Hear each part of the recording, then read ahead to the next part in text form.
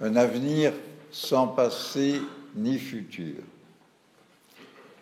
Nous sommes souvent tentés aujourd'hui de nous percevoir nous-mêmes comme un présent dépourvu de passé et d'avenir fiable.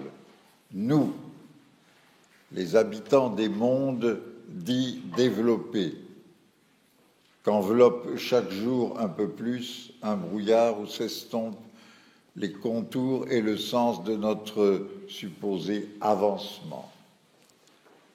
Notre passé nous est de peu de secours, qu'il soit celui de l'humanisme ou celui du communisme, et notre avenir nous donne plus de doute que d'assurance.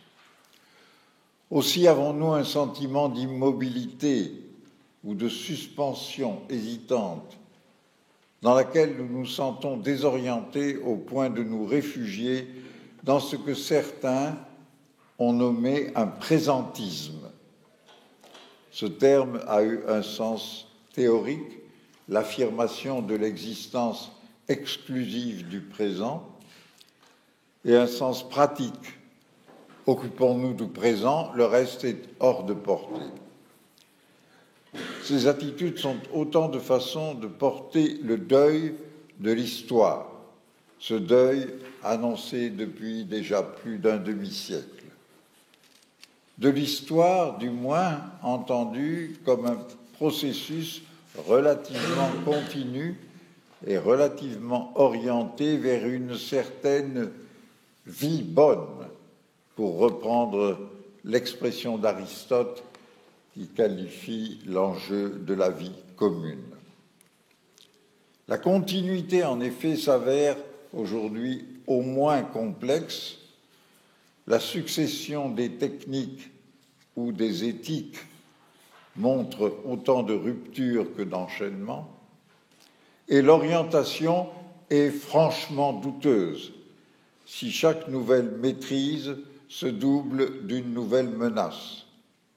Par exemple, la longévité doublée de fragilité. Ce deuil de l'histoire, nous le portons mal, et difficilement. Notre civilisation entière aura été innervée par une téléologie que déjà Nietzsche soupçonnait de masquer les fractures de l'histoire. Mais nous ne savons pas penser ces fractures, et nous avons payé très cher les volontés de relancer l'histoire par de nouveaux mythes. Cela s'appelait le fascisme.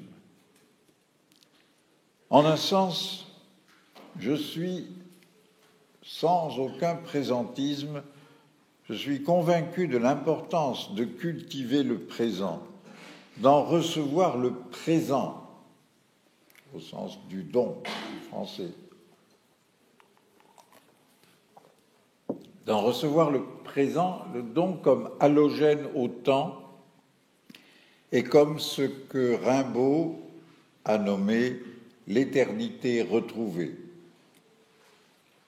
Mais je tiens à ne pas confondre l'éternité avec la sempiternité, ce que les scolastiques savaient très bien faire. Il ne s'agit pas de s'installer dans le présent. Son don n'est pas un don de stance, de stabilité, ni de stèle. Peut-être même se dérobe-t-il avec sa donation, et comme le présent se dérobe essentiellement dans l'advenu de sa propre succession.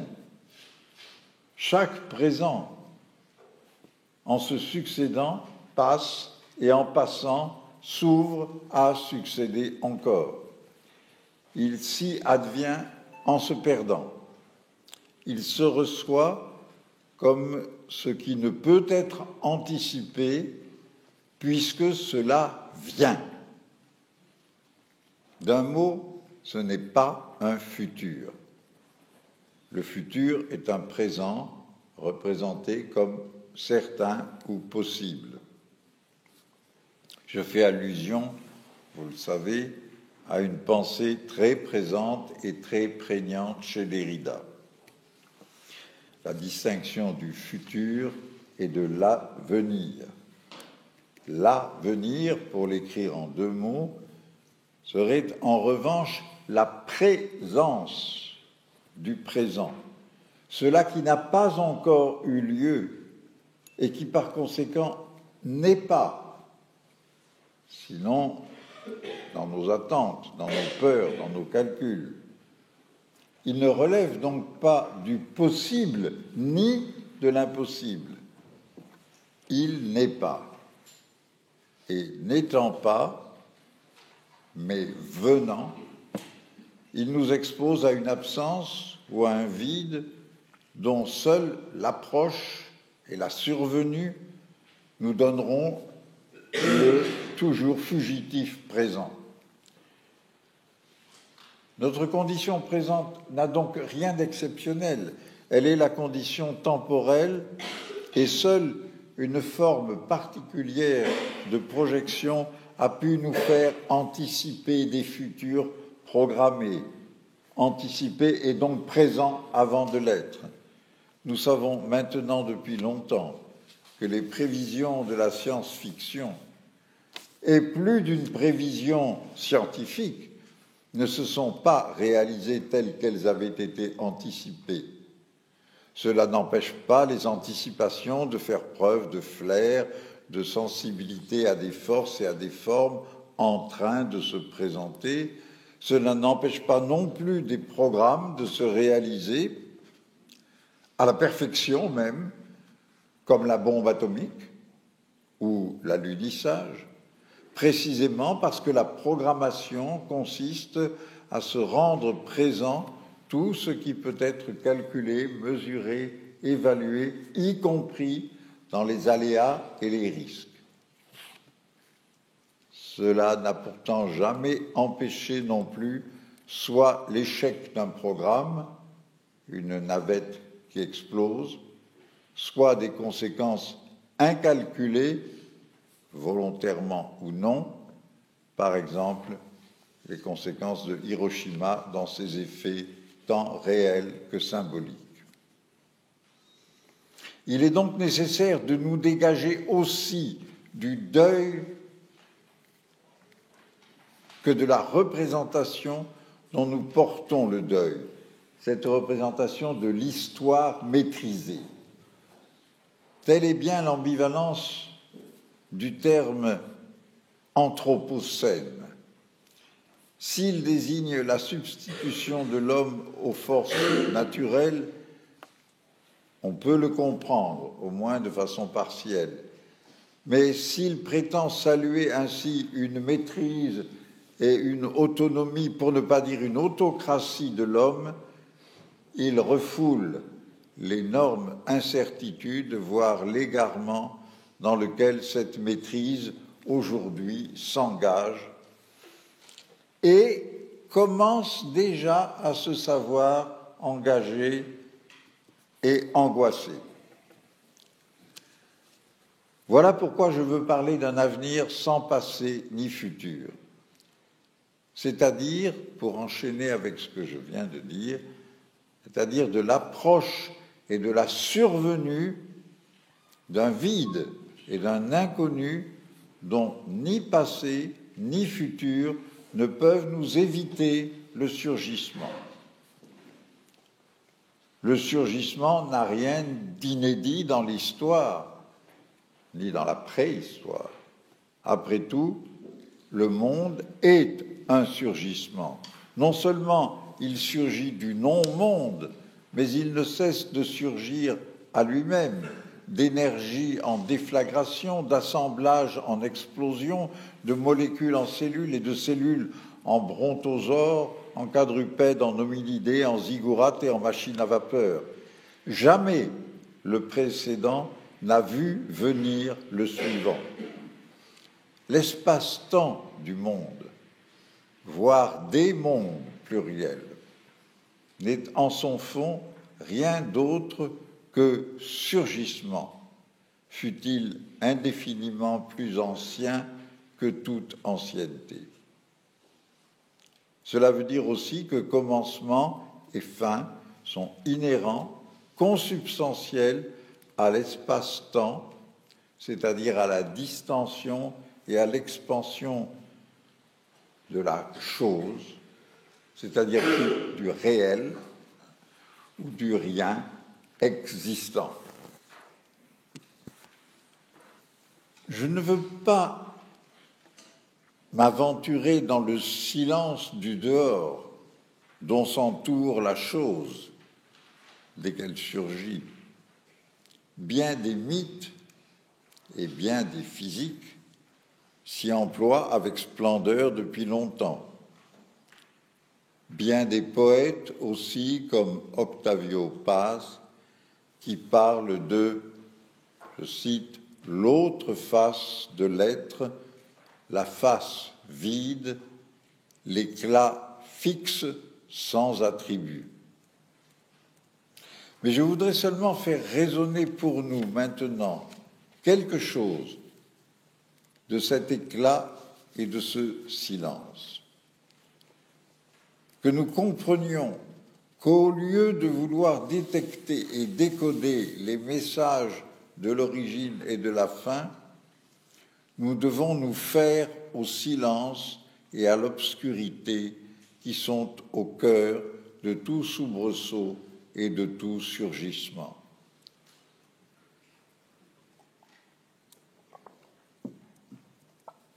Qu'il s'agisse de chocs de particules, de naissance et de mort des vivants, qu'il s'agisse de nos méditations ou de nos délires, de tout ce que Clarice Lispector, en un raccourci étourdissant, nomme l'inconscience créatrice du monde. Car le réel, ou rien, reste, ne précède ni ne suit le monde, puisque l'espace-temps n'est pas plongé dans un autre espace-temps. Il est le seul, quelque multiple qu'il soit et quelque foisonnant qu'en soient les aspects et les récits. Il n'est donc pas dehors. Il n'y a pas de dehors, sinon dedans, au plus intime, là où ça surgit, là où ça plie, ça craque, ça rompt ou ça s'articule. Voilà qui paraît bien métaphysique et emphatique. C'est vrai, mais il s'agit en effet de ce qui excède toute métaphysique et toute emphase, toute considération et tout discours. Il s'agit de ce qui nous fait ouvrir les yeux et parler. Le paradoxe est on ne peut plus logique. C'est lorsque nous éprouvons la secousse la plus rude qu'il faut prendre de la distance, marquer un temps. C'est même en fait ce que la secousse nous impose et nous propose. L'histoire du progrès s'est achevée. Une autre histoire a commencé dans cet achèvement même. Nous ne pouvons rien en discerner. Nous devons regarder son invisibilité, puisque c'est en elle qu'elle vient. Ce qui veut dire qu'elle a déjà commencé, cette nouvelle histoire, à notre insu, et qu'elle ne deviendra identifiable que lorsqu'elle sera déjà elle-même entrée dans un âge avancé. Kant lui-même, au plus fort de sa confiance dans une histoire rationnelle dont il voyait le signe dans le surgissement des Lumières, Kant lui-même savait qu'il ne pouvait projeter un accomplissement de cette histoire que dans un avenir si éloigné qu'il était bien près de le penser comme asymptotique. Or, c'est précisément l'histoire rationnelle ou la raison historique qui s'éclipse devant nous. Voilà comment c'est maintenant, avenir, sans passé ni futur. Rien dans l'histoire ne se reproduit. Mais la nouveauté d'une secousse ou d'une rupture comporte au moins l'analogie formelle de l'éclipse et du choc, et peut-être chaque fois une brève exposition à l'éclat fixe sans attribut d'Octavio Paz. Ce que je dis ici, formel, analogie formelle de l'éclipse et du choc, est en vérité de l'ordre de l'affect, du bouleversement, du trauma. Nous sommes sur le registre de la naissance et de la mort, de l'éblouissement et de l'aveuglement, de l'apparaître et du disparaître. Ce registre n'a pas d'histoire, il propulse l'histoire. En ce sens, il n'y a pas de passé, pas de tradition à raviver sans que la tradition elle-même soit subvertie. Rien ne me semble plus frappant que ceci. L'Occident est mis en question et se met en question de toutes les manières possibles et sous tous les angles possibles. Capitalisme, progrès, technique, démocratie, athéisme, jouissance, domination, etc., etc. Cette appellation si large d'Occident, tellement large qu'elle est largement déterritorialisée sur la surface de la Terre et même hors de cette surface, bien qu'elle continue à être d'abord identifiée avec certains territoires, oui, avec les territoires dits développés, l'Europe est bien entendu le premier de ces territoires, même flanqué de son énorme excroissance américaine et bientôt de son autre excroissance chinoise. Cette dénomination d'Occident n'est pas une erreur. Il y a bien eu jadis une secousse occidentale, dont la première emprise fut méditerranéenne. À partir de cette secousse, il ne s'agit pas de fantasmer qu'il s'est engagé un destin, pas plus qu'une téléologie de quelque nature qu'on l'imagine, mais il n'est pas douteux qu'il s'est engagé une séquence qui comportait en elle, dans son génie génétique, un trait distinctif de maîtrise du temps. Lisez Descartes, lisez Pascal, ils sont tous les deux en train de penser à la maîtrise des temps qui vont venir. Là où les autres civilisations enveloppent le temps dans une permanence, celle-ci, la nôtre, a déclenché une maîtrise de la succession, une culture de la durée puis de la progression, diffère en nature de la culture de la permanence. Lorsqu'un poète romain, Horace, déclare qu'il a édifié un monument plus durable que les reins, il faut entendre combien l'accent porte sur l'édification, sur l'élaboration de l'œuvre. L'opération prévaut dans l'œuvre, l'entreprise prévaut dans le monument. L'entreprise, c'est un terme qui se prête à emblématiser un trait important, sinon essentiel, de l'Occident. La véritable apparition de ce trait se fait à Rome. Rome a tous les traits d'une entreprise. Elle se donne un projet qui est sa propre production et son exportation et son extension.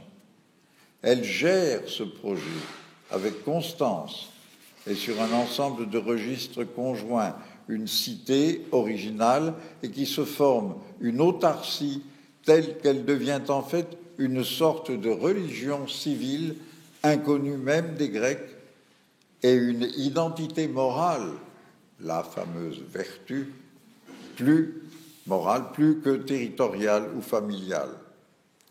Enfin, l'élaboration du premier droit conçu comme un édifice complet en continuelle construction, le développement inédit par sa quasi-systématicité d'un ensemble de techniques urbaines, militaires, agricoles, mécaniques, dont plusieurs mettront ensuite des siècles à être retrouvées. Enfin, une expansion, elle aussi inédite, car elle détruit peu d'autres cités, Carthage avant tout, mais elle en englobe un grand nombre qu'elle laisse subsister dans l'ombre de sa force et de sa loi.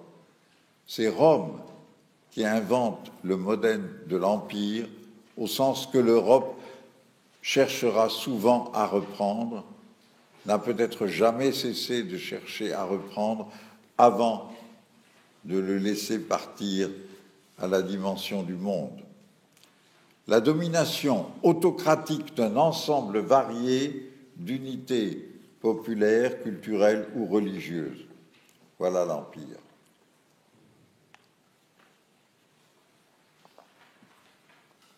Ce faisant, non seulement Rome reprend l'autonomie d'Athènes, mais elle la détache entièrement de l'identité locale et populaire et l'ouvre à une entreprise qui, pour la première fois, mérite à son échelle le nom de mondialisation. La mondialisation date de Rome.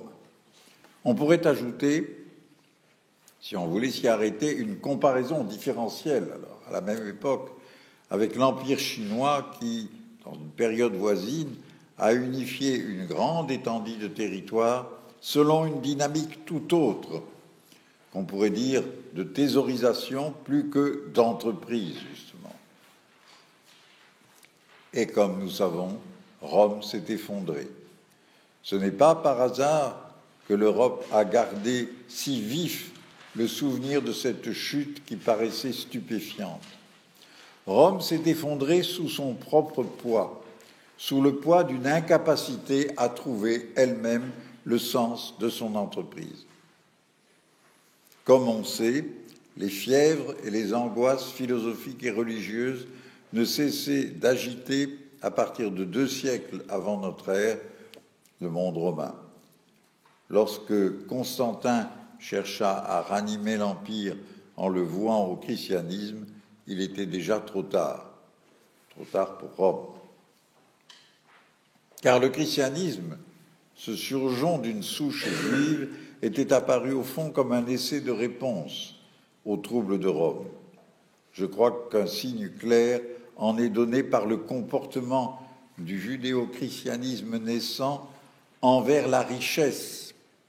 Cela est bien connu, mais on ne se demande pas assez ce que cela signifie. La critique de la richesse avait été engagée par les philosophes et par les juifs, ce qui est significatif.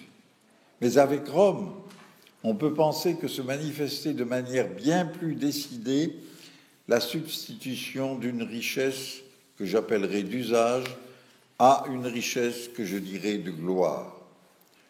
Je veux dire une richesse qui est employée à des opérations de rapport, commerce, construction, etc., par opposition à une richesse accumulée pour la gloire de son détenteur, par exemple l'or et les parures d'un pharaon ou l'or qui couvre l'arche biblique. J'emploie le mot « gloire » afin d'évoquer ce que cette notion retient de sacré.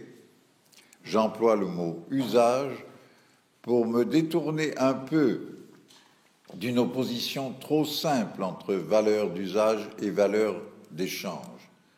Car il s'agit de saisir ceci. Rome, à vrai dire précédée par d'autres comme Byblos, Tyr, Athènes, Carthage, etc., Rome a été le foyer d'une mutation de la technique, de la domination et de la richesse, mutation dans laquelle s'est décidée la lente gestation de l'Occident. Le christianisme en est à la fois le produit, le symptôme et l'intensification. Il en est le produit parce qu'il mêle en lui les grandes aspirations à l'œuvre depuis des siècles dans l'effacement des mondes sacrés, l'autonomie grecque d'un logos, l'alliance juive avec un tout autre, les énergies issues de tout l'Est méditerranéen, de l'Égypte et des Étrusques. Il se produit là une puissante catalyse d'où émerge une culture nouvelle de la maîtrise et de l'entreprise, du projet et de l'émancipation. Le christianisme en est un symptôme double. D'une part, il transfère la puissance hors du monde, il situe la gloire et l'accomplissement dans un autre royaume, témoignant ainsi d'un engorgement du royaume terrestre, mais d'autre part, en invitant l'homme à se renouveler, il lui ouvre une liberté non plus de statut mais d'activité. Le nouvel homme est une tâche à entreprendre. En ce sens, le christianisme détourne et dynamise à la fois la pulsion énergétique réalisatrice qui portait la mutation romaine. Cela ne produit pas immédiatement tous ses effets, il y faut d'aussi longs détours que ceux qui avaient précédé l'Empire romain, mais lorsque s'engage la mutation qui engage l'Europe moderne, on retrouve le triple caractère de la technique, de la domination et de la richesse, désormais au sein d'une complexité accrue par le christianisme qui s'est à la fois installé comme puissance terrestre et se trouve de ce fait obligé de se mettre en question et de se déplacer, sinon de se déconstruire lui-même, ainsi qu'il est toujours en train de le faire. Je vais revenir plus tard à la complexité ainsi désignée. Pour le moment, je conclus avec la naissance de ce qui, en 6 ou 7 siècles, est devenu l'Occident. Je contourne ici la part de l'islam dans cette histoire, l'islam ayant été d'abord un participant notable de l'entreprise, puis s'étant détourné d'elle pour une autre histoire. Vers le XIVe siècle se met complètement en marche l'enchaînement propre à l'entreprise occidentale. Technique, domination et richesse relèvent d'un même principe d'entraînement et d'expansion. Ce qu'on appelle capitalisme représente le développement systématique de ce principe dont le nom pourrait être l'investissement. Investir, c'est entourer, envelopper, même vêtir éventuellement, un objet déterminé afin de se l'approprier. La technique investit une opération déterminée, transporter, percer, attacher, quoi que ce soit. La domination investit l'exercice d'une maîtrise sur des personnes, des biens, des techniques. La richesse, ici tendanciellement toute d'usage, la richesse investit l'accroissement de sa propre capacité à s'investir, grâce et en vue de toute espèce de technique et de domination. Il y aura bientôt un siècle, au moment de la Deuxième Guerre mondiale, Valéry pouvait écrire « L'Europe achève une étonnante, éclatante et déplorable carrière, léguant au monde le funeste présent de la science positive et le triste exemple du primat de la richesse qui ne s'était vu nulle part si absolument établi sur les mœurs et sur toute chose. Il y a presque un siècle. Par science positive, Valéry entend, comme il le dit ailleurs, la science comme puissance, c'est-à-dire formule ou recette d'action. Je cite un passage des Cahiers.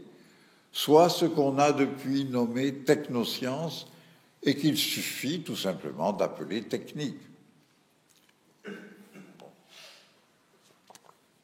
Quant à la richesse, Valéry, qui n'est ni un chrétien social ni un communiste, dont son jugement n'en est que plus frappant, puisqu'il dit que la richesse a acquis dans l'Occident un primat qui ne s'est vu nulle part ailleurs.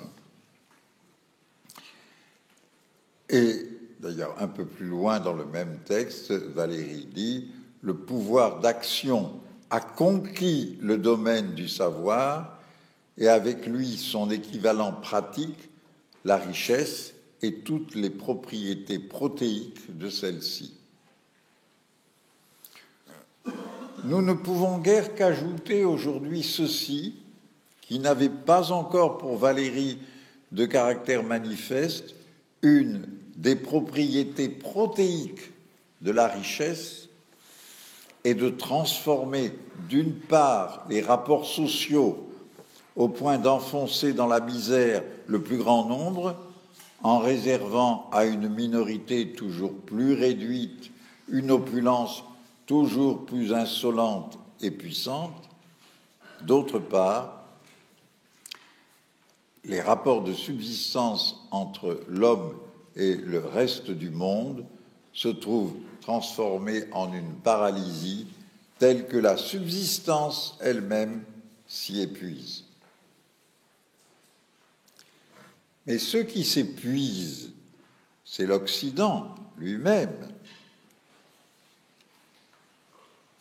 Et dire que l'Occident s'épuise n'est pas une affirmation qui tiendrait à une vision destinale ou téléologique. Je pense ici, bien sûr, à Heidegger, mais sans vouloir engager vraiment l'analyse. Ce n'est pas une vision destinale, mais c'est bien la perception de l'enchaînement des séquences occidentales qui a obéi à un investissement dont la limite ne peut consister que dans une déperdition des possibilités même d'investir, ce qui est peut-être en train, justement, de commencer. Mais il ne s'agirait alors pas seulement de limites énergétiques, bien que la question des limites énergétiques soit déjà assez importante, qu'on parle d'énergie motrice, d'appétit de domination ou d'enrichissement exponentiel. Si l'un ou l'autre de ces registres, ou plus certainement la tresse des trois assemblées, connaît un affaissement sérieux, ce ne sera que dans la mesure où aura commencé à s'affaisser l'investissement qui sous-tend l'ensemble, à savoir celui d'une puissance illimitée, c'est-à-dire d'une puissance dont l'investissement consiste dans son propre exercice. En fait, la financiarisation du capitalisme dont on ne cesse pas de parler n'est peut-être que justement le passage à cet auto-entretien de l'investissement comme étant à lui-même sa propre fin. À l'horizon d'une expansion indéfinie de la technique et de sa domination, il ne s'agit plus, en effet, d'être maître et possesseur de la nature comme le souhaite Descartes. Il s'agit de jouir indéfiniment de soi, un peu à la manière de l'esprit hegelien, soit dit pas forcément contre Hegel. Il s'agit de jouir indéfiniment de soi, ce qui, pour finir ou pour n'en pas finir, revient aussi bien à s'épuiser intégralement. Il ne s'agit plus de l'homme. Il s'agit d'une autosuffisance tendanciellement égale à son auto-exténuement. On est irrésistiblement tenté de protester qu'il n'est pas admissible que l'homme disparaisse, et peut-être avec lui la vie et la nature, dans le passage à la limite de sa propre puissance. Mais pourquoi cela ne serait-il pas admissible ? La question peut être posée. Il n'est pas évident que la valeur que nous croyons attribuer à l'homme, et même celle que nous pensons attribuer à la vie, soit une valeur c'est-à-dire un sens digne de ce nom. Il se pourrait justement, si le sens de l'homme et celui de la vie étaient donnés par l'homme lui-même ou par la vie elle-même, qu'il reste, cet homme et cette vie, très éloignés de ce que voudrait un sens infini. Hans Jonas assurait que notre responsabilité est, je cite, d'assurer la permanence d'une vie authentiquement humaine sur Terre. Mais le terme « authentiquement » recèle un problème immédiatement visible qui paralyse d'emblée l'idée même d'une telle responsabilité. Qu'est-ce qui est authentiquement humain? Il nous est impossible de décider en faveur d'une authenticité dont rien ne nous indique la teneur, ou bien dont tout, au contraire, pourrait nous inviter à considérer que cette teneur se trouve précisément dans le déploiement indéfini de la puissance autonome dont l'homme aurait été le vecteur pour l'intégralité du monde. Et si l'homme authentique était celui par qui s'accomplit le flamboiement suprême et l'extinction de l'inconscience créatrice du monde dont parle Clarice Lispector.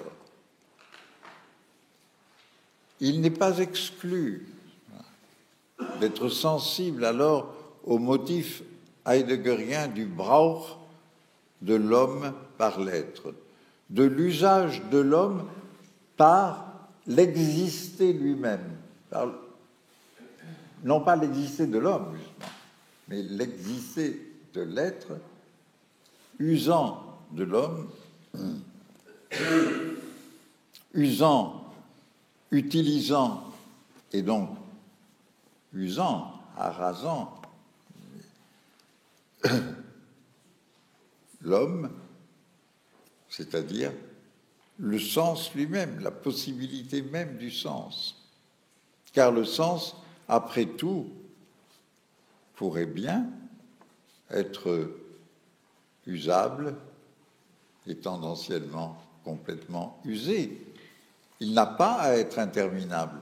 Il est plutôt infini, il est plutôt infini chaque fois dans la vérité de son interruption. Dans une rencontre, dans une culture, dans une œuvre, dans une existence, il y a du sens. Et un sens interminable de la production elle-même interminable de l'investissement du sens comme par le sens lui-même, cela n'a précisément plus aucun sens.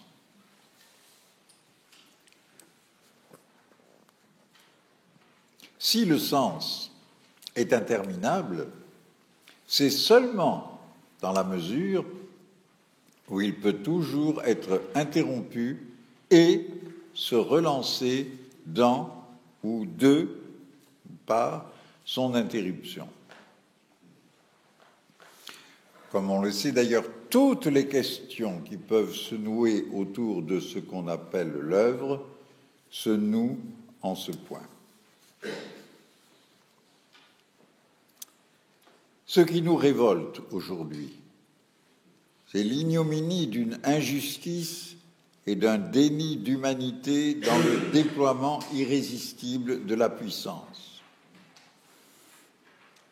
Il n'y a pas de résistance à cette irrésistibilité qui ne doivent, s'il s'agit de résister, en passer par une remise en jeu de ce qu'on croit pouvoir nommer authenticité de la vie humaine.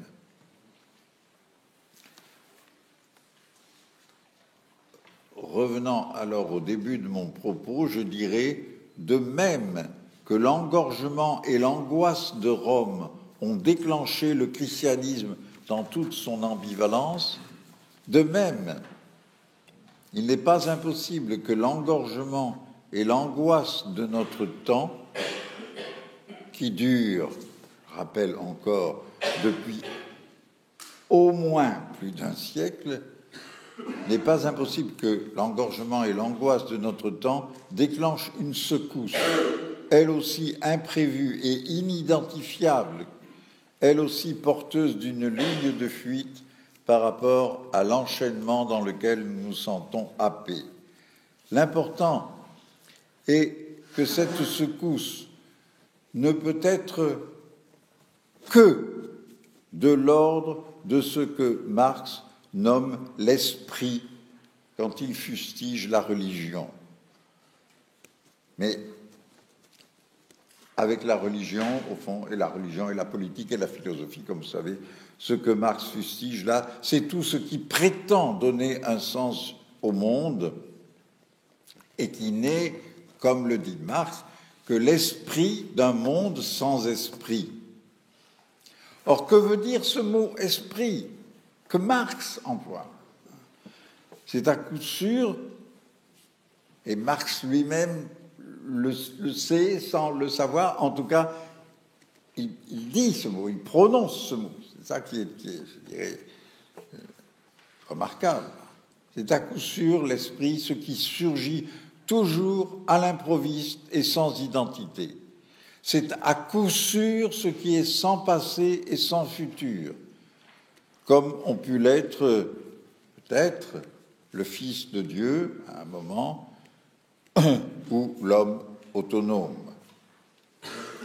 Et si notre temps nous éprouve par son injustice privée de tout horizon, il est sûr que l'esprit à venir, s'il vient, ne peut être que celui d'une justice que aucun aménagement, aucune réforme des conditions d'aujourd'hui ne peut viser. C'est peut-être en ce sens que Derrida parlait d'une justice indéconstructible et située peut-être au-delà de toute prise de droit, d'ajustement. Je vais m'autoriser à citer quelques lignes écrites il y a 17 ans. Moins pour me prévaloir d'avoir anticipé quoi que ce soit, que simplement pour montrer que ce qui vient nous traverse et nous fait signe, peut-être déjà depuis quelque temps. Ici, 17 ans seulement, c'est beaucoup moins qu'un siècle. C'était dans un livre dont le titre, La création du monde ou la mondialisation, voulait marquer un contraste tranché entre le surgissement et la transformation, entre la mutation et la modification. J'écrivais « Créer le monde veut dire immédiatement, sans délai, rouvrir chaque lutte possible pour un monde, c'est-à-dire pour ce qui doit former le contraire d'une globalité d'injustice sur un fond d'équivalence générale. Mais mener cette lutte précisément au nom de ceci que ce monde, ce nouveau monde, sort de rien, qu'il est sans préalable et sans modèle, sans principe et sans fin donnée, et que c'est exactement ça qui forme la justice et le sens d'un monde. Ce qui est inédit et qui peut-être advient est déjà en train d'advenir sans passé ni futur, c'est l'échapper hors de toute signification terminale, y compris et peut-être d'abord la signification terminale de l'homme authentique. C'est le sens de ce que nous ne maîtrisons pas nos fins et qu'elles ne nous maîtrisent pas non plus. car tout cela relève des logiques de l'investissement et de l'usage en vue d'une interminable relance de la puissance aussi bien productrice que destructrice. Et je dirais aujourd'hui, nous savons qu'il n'y a rien de productif qui ne soit destructeur en même temps. Nous ne maîtrisons pas le sens du monde, mais peut-être ne sommes-nous pas non plus maîtrisés par la puissance si nous sommes au contraire employés, gebraucht, bon, je refais cette allusion à Heidegger, nous sommes utilisés, mis en jeu par aucun maître, par aucune signification, mais par notre simple mise en jeu. Notre existence, selon la présence qui vient et qui nous vient peut-être... Pardon, il manque quelque chose. Ou avec quoi nous vient peut-être ce qui n'existe que par et pour elle-même, pour sa propre fructification. Je fais allusion ici au fruit, au verbe fruit d'Augustin, qu'on peut traduire par jouir, et dont Heidegger rapproche son Gebrauchtsein. Non pas jouir de soi comme l'esprit hegelien, mais être joui par rien, peut-être. Ici, maintenant, je suis employé, utilisé, demandé, exploité, si on veut, joui par un infini qui n'est ni un sujet, ni un dessein, qui donc ne me destine à rien et ne tire de moi aucun profit, mais qui est mon existence même, le fait qu'elle soit envoyée, expédiée à sa seule effectivité d'être. Ce corps, ce mot, cette poussée, ce hasard, en tant qu'ils sont ici et maintenant exposés, voués, abandonnés à infiniment plus que eux. Ce n'est pas une pensée facile, et même ce n'est pas une pensée tout court. C'est une praxis, un ethos, une disposition vécue et vivante qu'en un sens, sans doute, nous connaissons déjà sans même le savoir, que peut-être il n'y a pas besoin de savoir, car ce n'est pas un objet de savoir. C'est bien plutôt le fait d'un soubresaut, d'un écart par rapport à la logique usagière et usante qui nous exténue.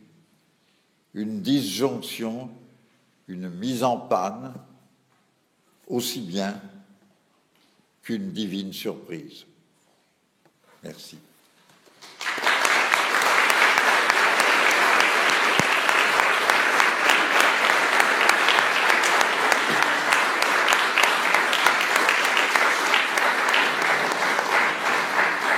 Thank you very much, Professor Nancy, for such an inspiring talk. We now have some time for questions from the audience. Of course, you can ask questions in either language. If there is any problem, we can translate. So,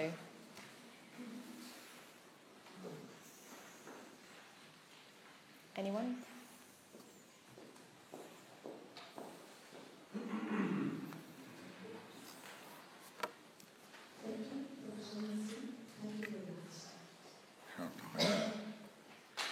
Excuse me, can you speak up?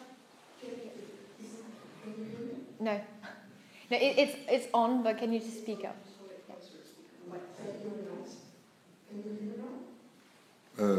No. Sorry. Me, no, but if Maria understands, that's okay, but... No, I don't know if it works. Does it work now? Yes, it's better. It's a bit better, yeah. Thank you, Professor Nancy. You mentioned that never has the precedent seen come what follows. And then you have are there other possibilities of interpretation of sense than the Son of God or the creation of the world? My question is whether you are choosing one among the different possibilities or this is the one you think it is going to work, or at least the process, the only one. Whether it is a choice or it is the only possibility that we are allowed. Vous avez entendu donc, Non, non, non. je vais traduire Bien entendu. rapidement. Oui, I must admit that I didn't hear it very well, but I'm so sorry. I don't know why the mic doesn't seem to be working. I can say it like this. Can you hear me like that? It's better actually, yeah. I'm so sorry. Thank you. That is clear. No, okay. That I understand. And it is, you mentioned that never has the president seen coming what follows. That is one of your sentences. Oui. And because the future is not there, we cannot see it, we are going to interpret it or throw sense. But it is not something we can anticipate. I take it that a nice possibility is the Son of God. I take it that a nice possibility to interpret and to throw sense is the one that follows from the creation of the world hypothesis. That I take it is one possibility. My question is it for you a choice among other possibilities of making sense, of having, or throwing an interpretation? Is it a choice, or it is the choice? D'autres possibilités que quoi avant? Elle a parlé de Dieu? Non, oui. Non. En fait, si j'ai bien compris, il me semble que la question est sur l'interprétation de l'avenir comme n'arrivant pas. Oui. Et en fait, la question, c'était de se demander si c'est une seule interprétation parmi de très nombreuses, ou est-ce que vous pensez que c'est la seule interprétation? Do you think I summarized it? But which one? The only one? Which would be the only one? Celle que vous avez développée, sur le fait Ah. que l'avenir reste toujours à venir, en quelque sorte. Dans le No, this is the only one. No, there is no. It is not a matter of possibility of the, no. What is to come is to come. Or yes, to come is to come. It is not to be there. Think, you know. In half an hour, we will be all out of this room. Where? What will we do exactly? What will happen? Maybe I will fall on the street and be taken to the hospital. Why not? Why not? Yes, you say that, but you know, it happens to me once. I was in Tokyo for giving a lecture, but I fall because of a stone, and I was in the hospital for 1 month. And I didn't give the lecture. It is nothing. It is a minimal incident without it. It doesn't make the history, but it is the same with the history. It is the same. In a way, there is what I call an enchaînement de séquences. That is, of course, once we enter, to say, the investment of going far, when we discover America, then after that we discover other means to go over the ocean, etc., etc., etc. You know? Okay, but there is nothing that makes that at this time this will come. No. And the coming is each time something else. Je pense qu'il y avait aussi une dimension de savoir si c'était possible d'interpréter cet avenir en relation avec le Fils de Dieu, avec la figure du Fils de Dieu. Du Fils de Dieu, yeah. Ah oui. Oh, yes, precisely in a way, not only the Son of God, that is Christ, is precisely present itself as the coming. I'm coming, and I'm going. Because I did not develop that, but every coming is a going away at the same time. But maybe every God, or and maybe every spirit. I say spirit because to use this term that I'm all the time so impressed by the mere fact that Marx says this word without spirit, which means that Marx knows what spirit is, in a way or in another. At least, and this is certainly absolutely clear when you read Marx. Marx knows that spirit is not the economical, even the economical justice, even that. But he knows without knowing, or he knows. Okay, this is our job now to know that, or to feel if some spirit is coming or not. I think there was another question there. Yes?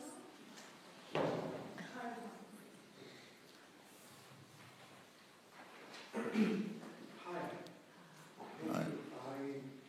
I have a question about what you said about the past, future, and the significance of present. I have some concerns about past, which is my understanding as past as containing effects underlying the language. Vous comprenez? And the present is not without the domain of the language. Oui, le présent ne va pas sans langage. Language reinvents itself either by a poetry or by a political act in some cases. But we live in present time. Do we live the present or we live the past? Doesn't past provide agency for the present? Doesn't past become the foundation for the resistance against the presentness of the present? Obscurity and silence that you recommended, they do not seem to be an option when we have overwhelming noise of discourse and rhetoric on several levels all around. Thank you.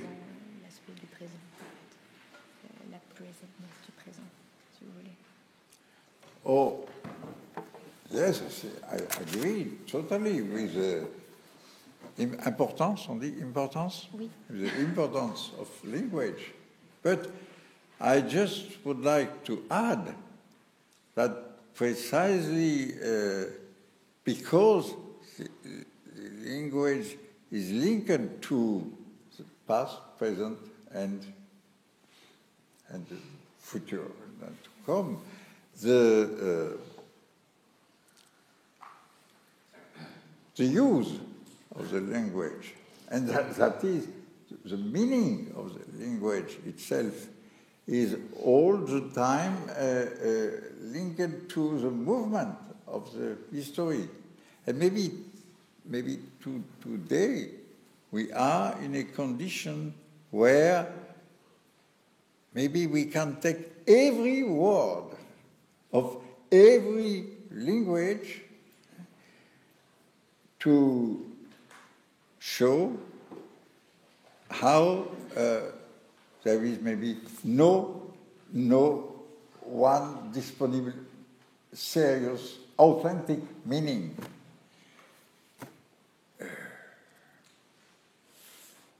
take, for example, Occident. We say Occident. Occident seems to be a location, you know? but is not Occident really present in China or in Australia? Or, so where is there absolutely no Occident, nowhere? Then maybe there is no Orient. Then there is no distribution between different places and locations around the world. What does that mean? What is a world without places, etc., etc.? Oh, but no. A world. Say world. What is a world? Heidegger gives a definition.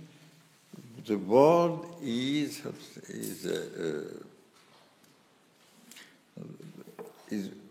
where it is a possibility of making sense. And so that, for example, I can say there is the world of Oxford. Something makes sense in the world of Oxford. That is, and of course, makes nonsense. Absolutely. But you feel what it means. If I say Oxford, I don't say Singapore. It's not the same place. It's not the same world. It's not the same exchange of, you know.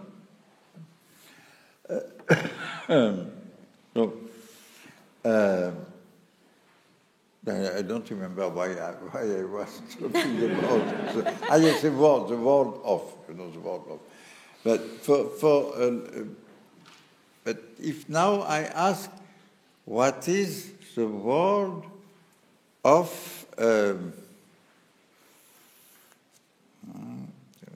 What is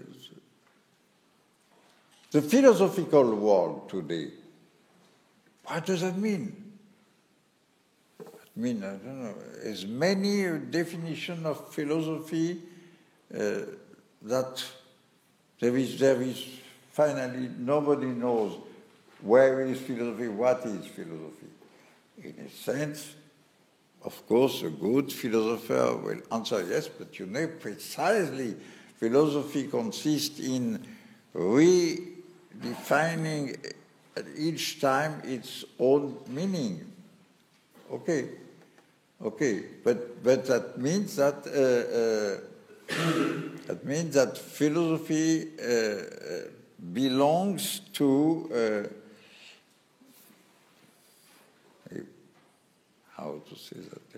A spirit, yes, I would say a spirit, where precisely meaning is endless changing.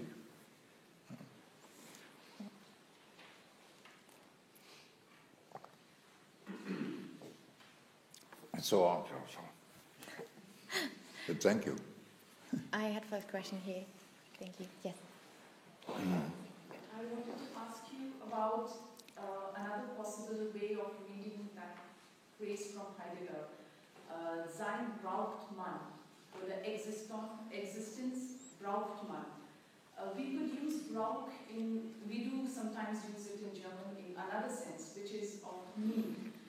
For instance, ich brauche ein Wort, aber ich mir nicht erinnern kann, welches Wort. So, is it also possible to think of being as having a need for man?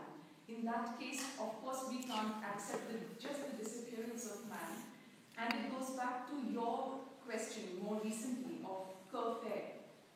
Because there it is not only an ethos to accept this new relation to the sense of the world or the absence of an absolute sense. There is a question for us, what is to be done in a very new way perhaps. And it goes back to what you just said about the word, because I think of the way Heidegger used this verse.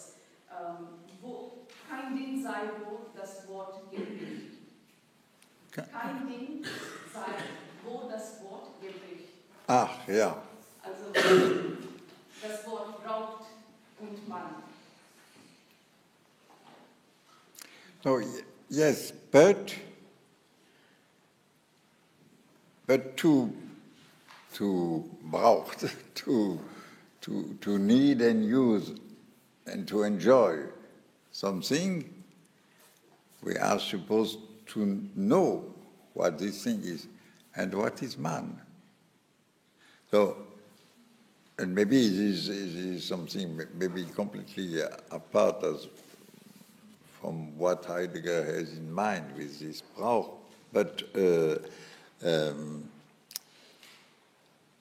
precisely because we no longer know what man means, then we cannot think about a use of man or about a desire for man, the desire of what? The being, desiring man, but what is man? Where is man? And man, maybe man is one of the most important inventions of this Western culture. And woman by the same token. No? And then it is certainly because we are precisely today asking about man, woman, femininity, etc. And about man and animal, or man and living being, etc., etc. But it goes so far that even living being and non-living being open a question. That is the entire world. So,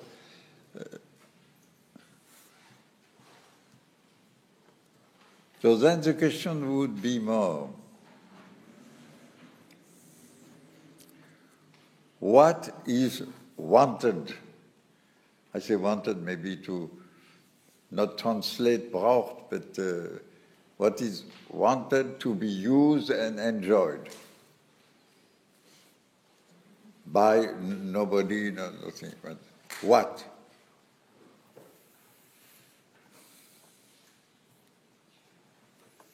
It could be a short story where you have the animal, man, and the end of man in the total destruction. Why not? Why not? Or what is wanted? Wanted. You know, like in the Western, the placard, wanted. $5,000.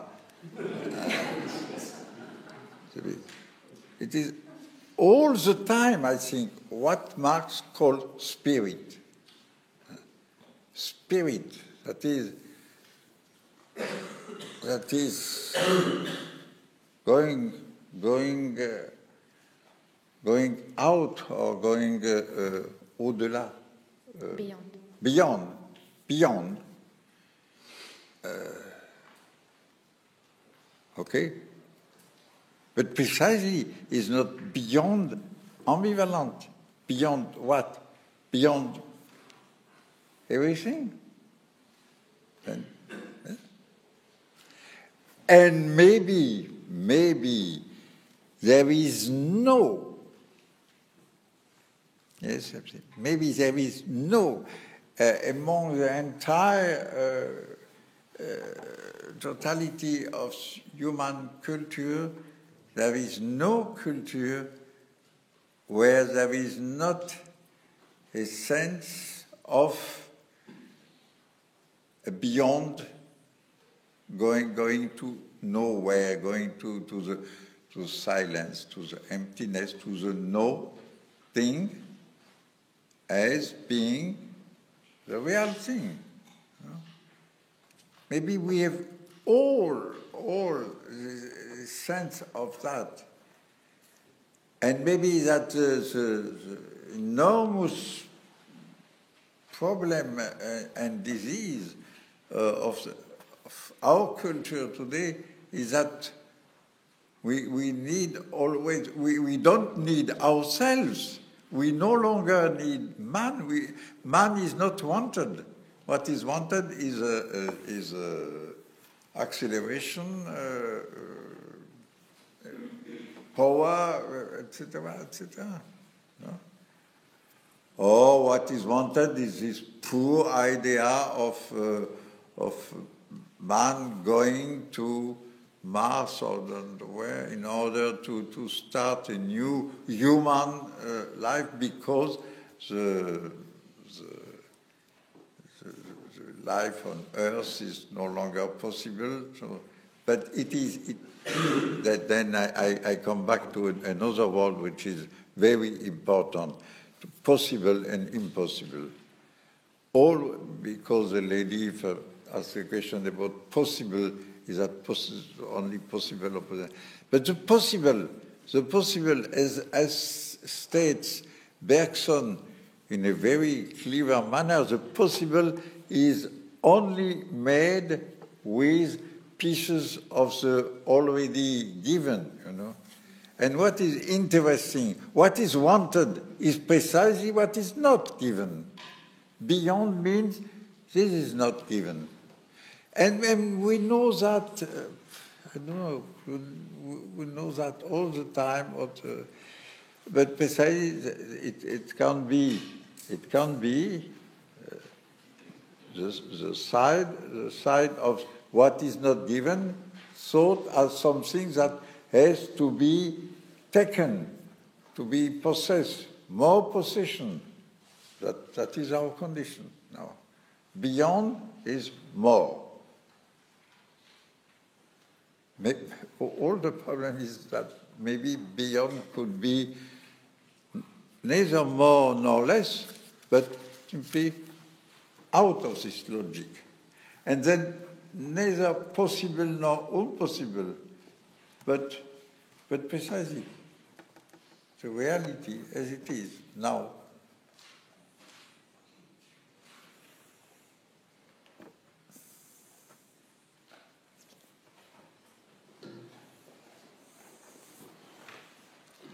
Thank you very much for your paper.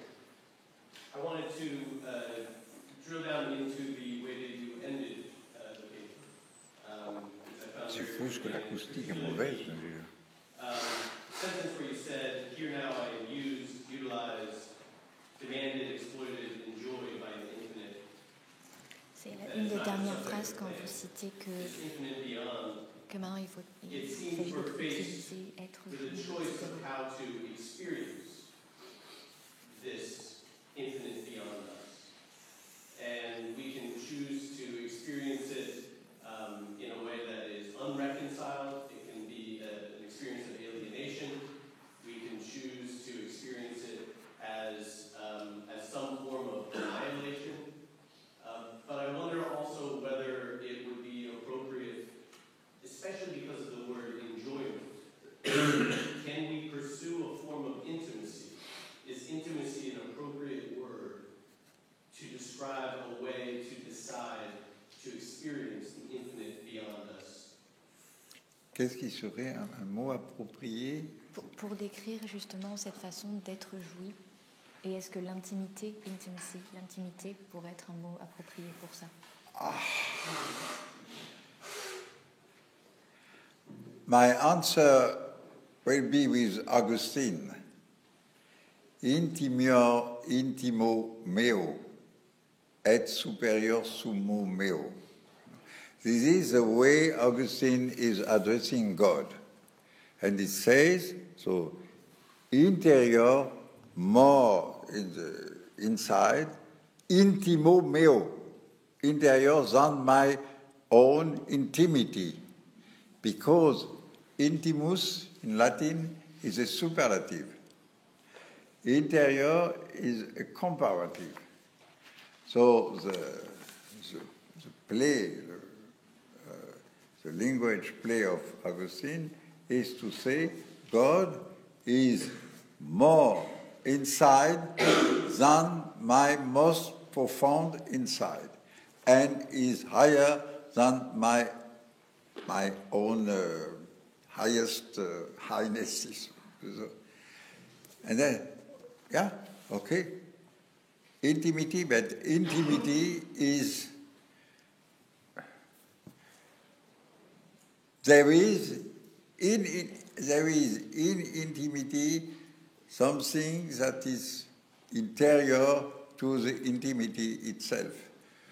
But and in a way, it could be maybe a commentary of Augustine.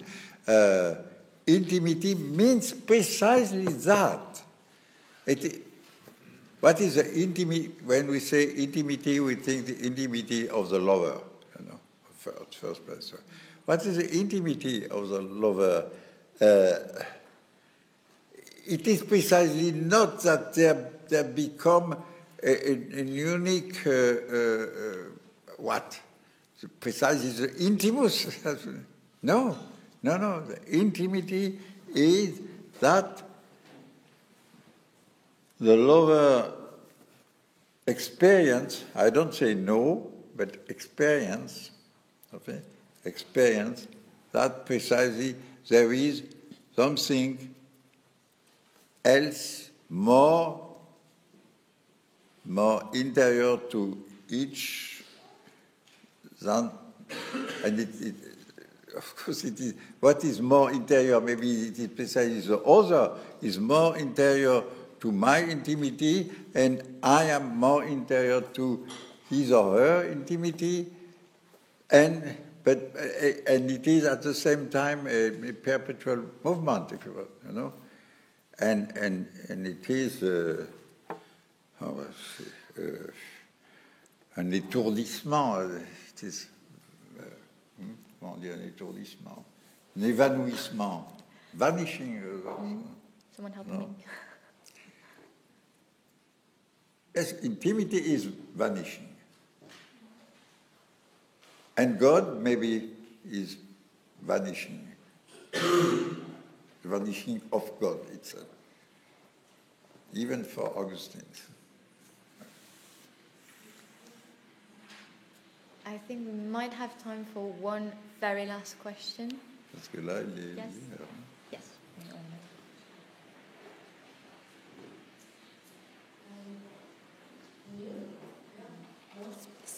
Maybe not with the mic, and just try to really speak up.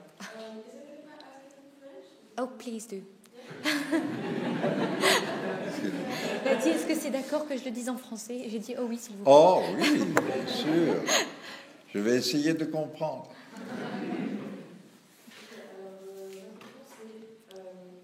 Quand vous dites que le monde surgit et que le monde surgissant du vide. Oh, écoutez, c'est terrible, l'acoustique est très mauvaise. Rapprochez-vous, s'il vous plaît. C'est effrayant. Ça.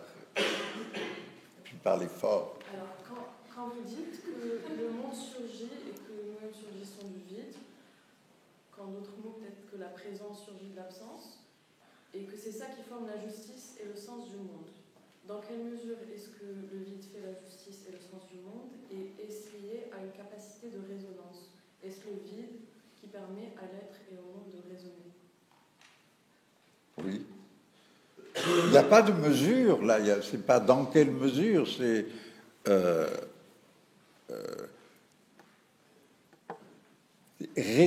le sens, c'est ça. Faire du sens ou être dans un... c'est être dans la résonance. C'est pour ça, d'ailleurs, que le sonore et le musical a quand même un privilège quand même particulier. Le sens, c'est toujours dans le rapport, c'est toujours dans le renvoi. Si vous comprenez ce que je dis, et en même temps vous en éprouvez quelque chose. Bon, ça se passe dans le rapport. Et Et le rapport est toujours aussi dans la résonance, c'est-à-dire que ça n'est jamais à sens unique. Je vous dis quelque chose et même en m'écoutant comme ça, vous me renvoyez quelque chose, vous me renvoyez une image, une présence. Bon.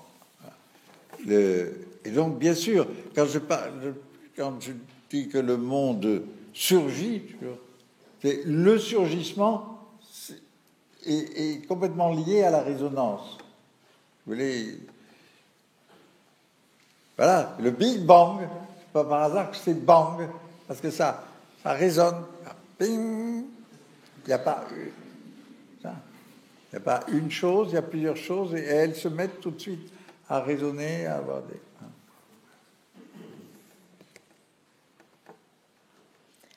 I think we might end here as we've run out of time. Could you please join me in thanking again Jean-Luc Nancy for his wonderful talk?